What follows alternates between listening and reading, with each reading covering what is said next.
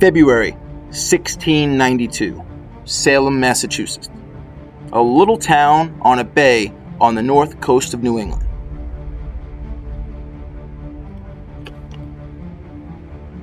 The news of witchcraft in neighboring towns has started to cause concern as some realize that naming people witches offers some explanation to the unexplainable, strange occurrences or wrongdoings. If you are accused of witchcraft and confess, your life will be spared. If not, you will hang and others can take your land.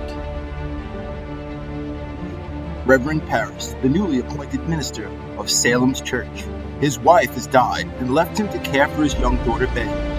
Reverend Parris caught his daughter and niece dancing in the woods, and now his name, job, and reputation are in jeopardy. His only choice is to cry witchcraft, to accuse others to take the pressure off of him and his family. His daughter, Betty Parris, falls into a strange stupor after he catches her with the girls dancing in the forest. Is she truly possessed? Abigail Williams, his niece, once worked for the local Proctor family, has had a secret affair with her married employer, John Proctor. John has tried to end the affair, but Abigail wants his wife, Elizabeth, out of the picture and will stop at nothing. Tituba, Reverend Parris's slave, has agreed to perform voodoo at Abigail's request.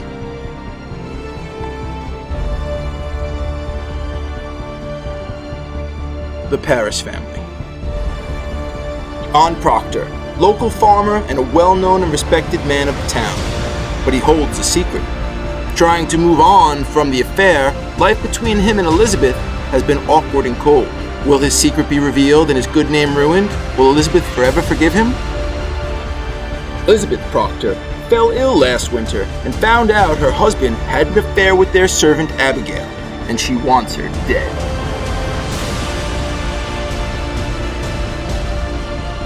Mary Warren is their servant and one of the girls who was caught dancing in the woods. She is petrified of the consequences. She has been called in to help name witches, and John Proctor realized that she is his only hope at truth.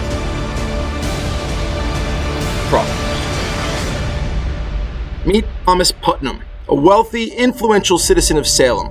Putnam holds grudges against others and uses the witch trials to increase his own wealth by accusing people of witchcraft and then buying up their land.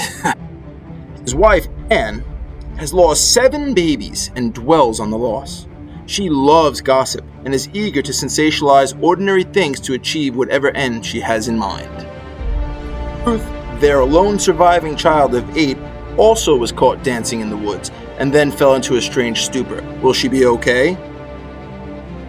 Mercy Lewis is the Putnam servant and Abigail's most faithful friend. Mercy is caught dancing in the woods as well. She will not take the fall. She is merciless and dangerous. Putnams.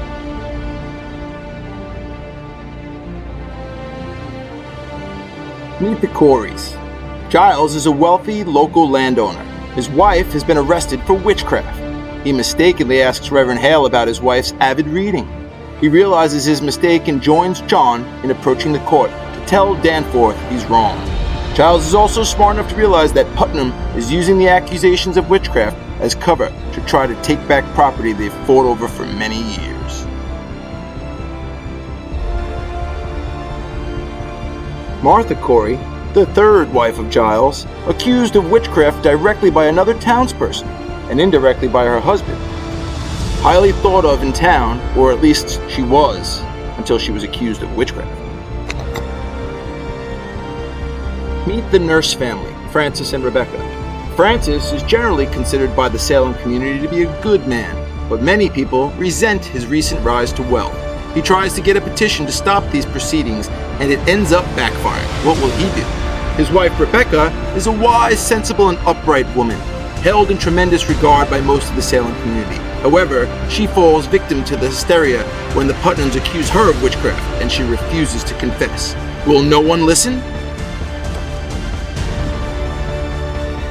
Meet Susanna Walcott, a nervous, hurried girl who worked for the local doctor.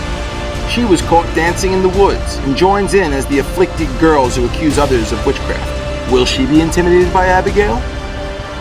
Meet Reverend John Hale, the intellectual, naive witch hunter. He has been called to Salem to ascertain witchcraft. He probes people for their confessions and encourages people to testify.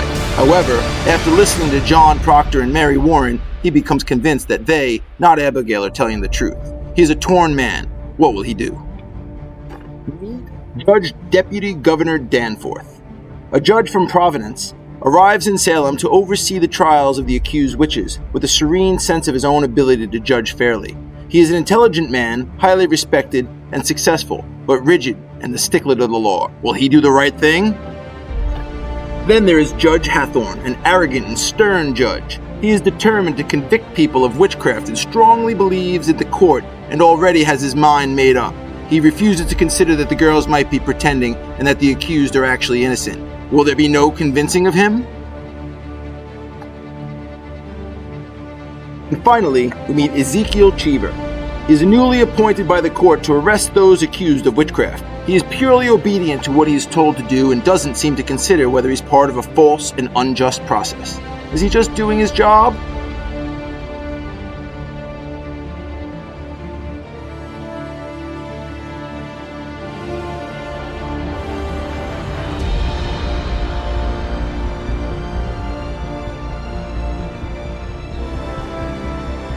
Come see The Crucible, Thursday, December 9th, 2021 at 7 p.m. in the auditorium. Who will live and who won't?